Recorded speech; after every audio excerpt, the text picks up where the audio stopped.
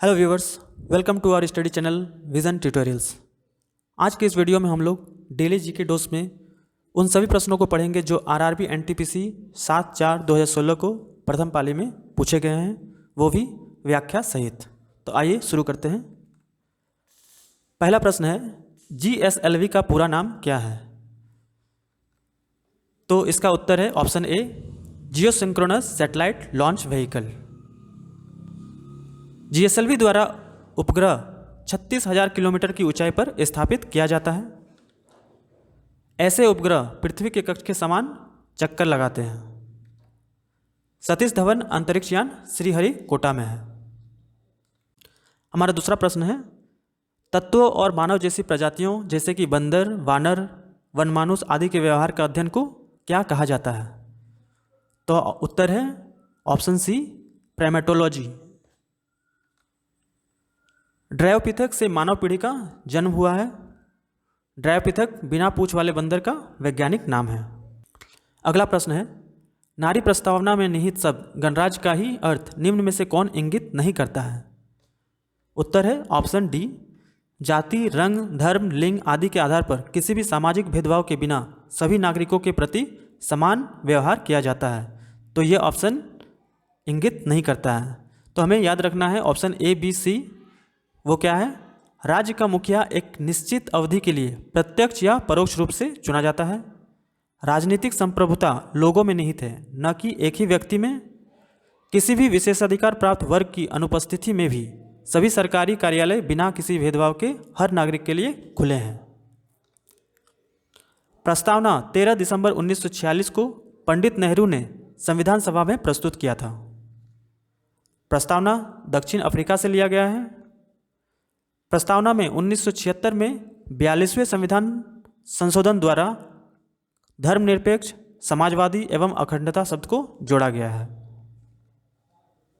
हमारा अगला प्रश्न है, निम्न में से कौन सा जिंक का उच्चतम स्रोत है? उत्तर है ऑप्शन ए, अष्टभुज। सोयाबीन प्रोटीन का उच्चतम स्रोत है। पालक आयरन का उच्चतम स्रोत है। कैरोटीन का गाजर उच्चतम स्रोत है। थायमिन का चावल अच्छा स्रोत है। वसा का तेल अच्छा स्रोत है। अगला प्रश्न है, कोसी बाढ़ नियंत्रण और सिंचाई परियोजनाओं कहाँ स्थित है? तो इसका उत्तर है ऑप्शन डी, बिहार। कोसी गोसाईथान चोटी नेपाल से निकलती है। कोसी को बिहार का शोक कहा जाता है। कोसी नदी मार्ग बदलने के लिए विख्यात है। हमारा अगला प्रश्न है, जब अग्निशामक की नोक को दबाया जाता है तो कार्बन डाइऑक्साइड गैस का उत्पादन करने के लिए किस अम्ल को किस में मिलाया जाता है? तो इसका सही ऑप्शन है ऑप्शन सी, सल्फ्यूरिक अम्ल सोडियम हाइड्रोजन कार्बोनेट। यानी सल्फ्यूरिक अम्ल को सोडियम हाइड्रोजन कार्बोनेट में मिलाया जाता है। कार्बन डाइऑक्साइड का प्रयोग आग को बुझाने में किया जाता है। कार्बन डाइऑक्साइड को शुष्क बर्फ भी कहते हैं। कार्बन डाइऑक्साइड ग्लोबल वार्मिंग के लिए मुख्यतः जिम्मेवार है। अगला प्रश्न है, नाट्यशास्त्र एक पुस्तक भारत के नृत्य पर किसके द्वारा लिखी गई थी? उत्तर है ऑप्शन सी, भरत मुनि। यह भारत नाट्यशास्त्र भारत का प्रथम नर्तक विद्या पर सैद्धांतिक है। श्री वेदव्यास महाभारत के रचनाकार है। श्री तुलसीदास रामचरितमानस पुस्तक अवधी भाषा में लिखे। भास को भारत का प्रथम नाट्यकार माना जाता है। कालिदास सबसे बड़े नाटककार माने जाते हैं। जयशंकर प्रसाद आधुनिक भारत के सबसे बड़ा नाटककार हैं। राकेश मोहन 1950 के दशक के बाद सबसे बड़े नाटककार हुए। अगला प्रश्न है, एनोफिलीज मच्छर कौन से वेक्टर वहन करते हैं? सही विकल्प चुनें। 1 मलेरिया, 2 फाइलेरिया या 3 डेंगू। तो इसका सही उत्तर है ऑप्शन सी, 1 और 2 दोनों। यानी कि एनोफिलीज मच्छर मलेरिया और फाइलेरिया दोनों ही वेक्टर वहन करते हैं। डेंगू ज्वर मादा एडिस एजिप्टी मच्छर के काटने से फैलता है। भारत में डेंगू का पहला मामला 1963 में कोलकाता में पाया गया था। डेंगू मच्छर स्वच्छ जल में उत्पन्न होता है। मलेरिया मादा एनोफिलीज मच्छर के काटने से होता है। फाइलेरिया का संचारण क्यूलेक्स मच्छरों के काटने से होता है। फाइलेरिया को हाथी पाँव यानी एलिफेंटियासिस भी कहते हैं।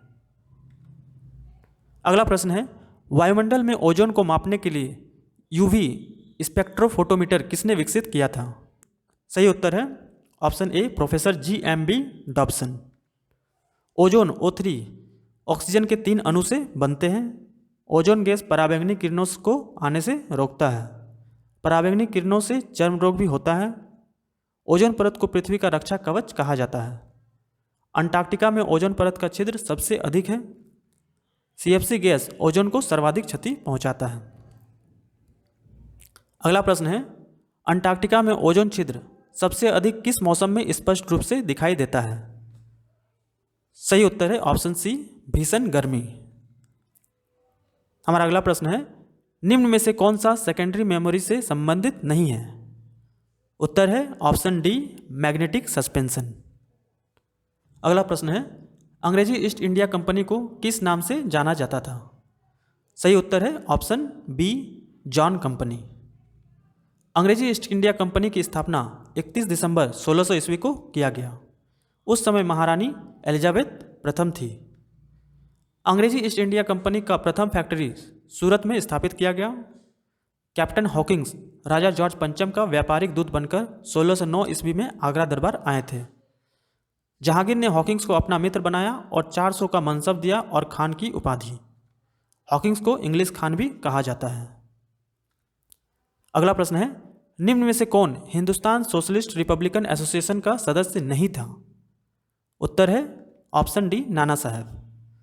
तो इसमें से Chandrashekhar Azad, Bhagat Singh, Sukhdev Hindustan Socialist Republican Association के सदस्य थे। अगला प्रश्न है, अमेरिका में National Aeronautics and Space Act कब पारित हुआ था?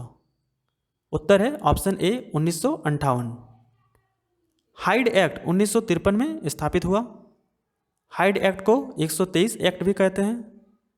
123 एक्ट परमाणु ऊर्जा से संबंधित एक्ट है। और हमारे आज का प्रश्न है, रसोई गैस के रिसाव को आसानी से पता लगाया जा सकता है किस गैस को हवा में प्रसार करके? ऑप्शन है methyl isocyanate, nitrous oxide, ethyl mercaptan या मिथाइल मरकैप्टन। आप अपना उत्तर हमें कमेंट जरूर करें।